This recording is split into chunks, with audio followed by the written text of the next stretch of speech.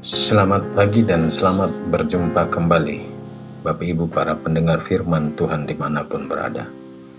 Sebelum kita memulai renungan pagi kita hari ini, marilah kita membuka renungan ini dengan berdoa. Dalam nama Bapa dan Putra dan Roh Kudus, amin. Allah Bapa yang Maha Mulia, kami bersyukur kepadamu karena Engkau berkenan tinggal bersama dan mendampingi pesiaran hidup kami. Kami mohon semoga kami pun tetap setia tinggal bersamamu dalam setiap aktivitas kami setiap hari, sehingga hidup kami juga menjadi berkat bagi banyak orang. Demi Kristus Tuhan dan pengantara kami. Amin. Bacaan suci yang saya ambil untuk renungan pagi ini dari Injil Matius bab 13 ayat 47 sampai 53. Tuhan bersamamu dan bersama rohmu. Inilah Injil Yesus Kristus menurut Matius. Dimuliakanlah Tuhan. Sekali peristiwa Yesus bersabda kepada orang banyak, hal kerajaan surga itu seumpama pukat yang dilabuhkan di laut, lalu mengumpulkan pelbagai jenis ikan. Setelah penuh, pukat itu ditarik ke pantai, lalu mereka duduk dan dipilihlah ikan-ikan itu. Ikan yang baik dikumpulkan ke dalam pasu, yang buruk dibuang. Demikian juga pada akhir zaman, malaikat-malaikat akan datang memisahkan orang jahat dan orang benar. Yang jahat itu lalu mereka campakkan ke dalam dapur api. Di sana akan ada ratapan dan kertak gigi. Mengertikah kalian akan segala hal ini? Orang-orang menjawab, "Ya, kami mengerti." Maka bersabdalah Yesus kepada mereka, "Karena itu setiap ahli Taurat yang menerima pelajaran hal kerajaan Allah seumpama seorang tuan rumah yang mengeluarkan harta yang baru dan yang lama dari perbendaharaannya." Setelah selesai menyampaikan perumpamaan itu, Yesus pergi dari sana. Demikianlah sabda Tuhan. Terpujilah Kristus. Tema renungan pagi ini saya beri judul, Tetaplah menjadi orang baik di tengah tantangan. Bapak Ibu para pendengar firman Tuhan dimanapun berada, perumpamaan pukat yang dilabuhkan di laut adalah perumpamaan terakhir yang Tuhan Yesus angkat untuk menggambarkan kerajaan Allah kepada para muridnya dan juga kepada orang banyak dan kepada kita. Lewat perumpamaan ini, Yesus memberikan gambaran kepada kita bagaimana seharusnya kita menjalani hidup selama kita masih diberi waktu berada di dalam dunia. Bahwa di dalam dunia ini kita tidak bisa lari dari antara yang baik dan yang tidak baik, dan antara yang baik dan yang jahat, yang berada dalam satu medan yang sama yang disebut dengan pukat. Di dalam pukat itu terjaring semua ikan dan terkumpulkan. Pukat yang besar yang dalam dunia yang lebih maju biasa dikenal dengan nama pukat harimau. Pukat ini sangat besar. Dia menarik semua jenis ikan, baik besar maupun kecil, baik ikan yang baik maupun ikan yang tidak baik. Ikan yang dapat dikonsumsi maupun ikan yang tidak dapat dikonsumsi, semuanya terjaring menjadi satu. Namun tidak semua tertangkap pukat itu diambil dan dipilih. Ada ikan yang tidak masuk dalam harapan pemukat, pada akhirnya dibuang. Bapak Ibu para pendengar firman Tuhan dimanapun berada, harapan atau kriteria yang dikatakan dalam perikop ini adalah antara orang baik dan orang jahat.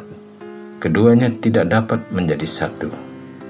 Maka sudah jelas dari sekian banyak ikan yang dalam pukat, pasti ikan yang baik diambil, dipilih dan dimasukkan ke dalam pasu.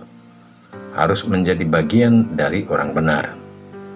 Kalau tidak, hanya dapur api yang penuh dengan ratapan dan kertahkan gigi menjadi tempat diam. Bapak Ibu para pendengar firman Tuhan dimanapun berada, agar di akhir zaman di mana ada pengadilan terakhir atas semua orang, maka yang dapat kita lakukan saat ini ketika kita masih dalam dunia adalah menjadi orang benar.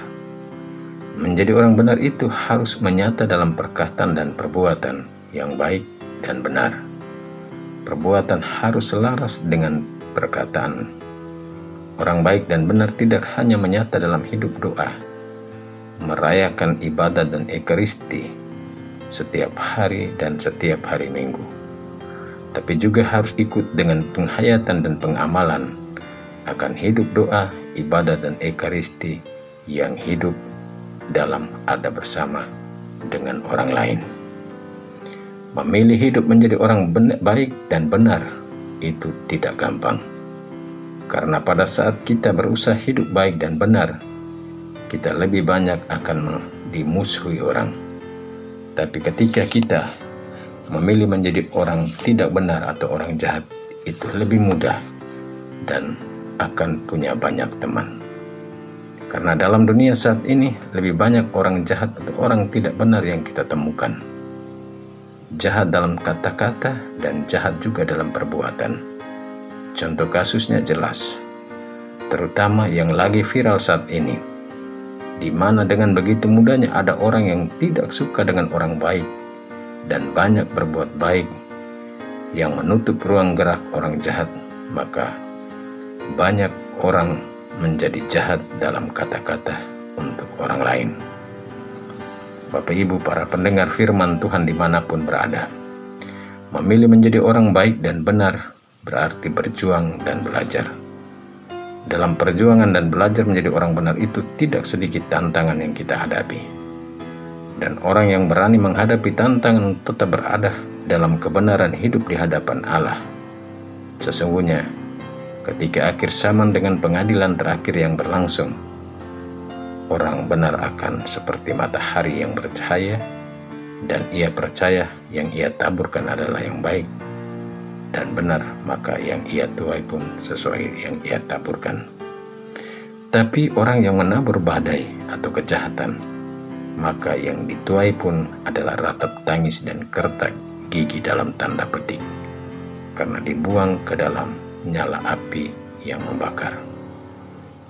Ketika kita masih hidup, kita sedang berada dalam satu pukat yang sama. Mau menjadi ikan seperti apakah kita?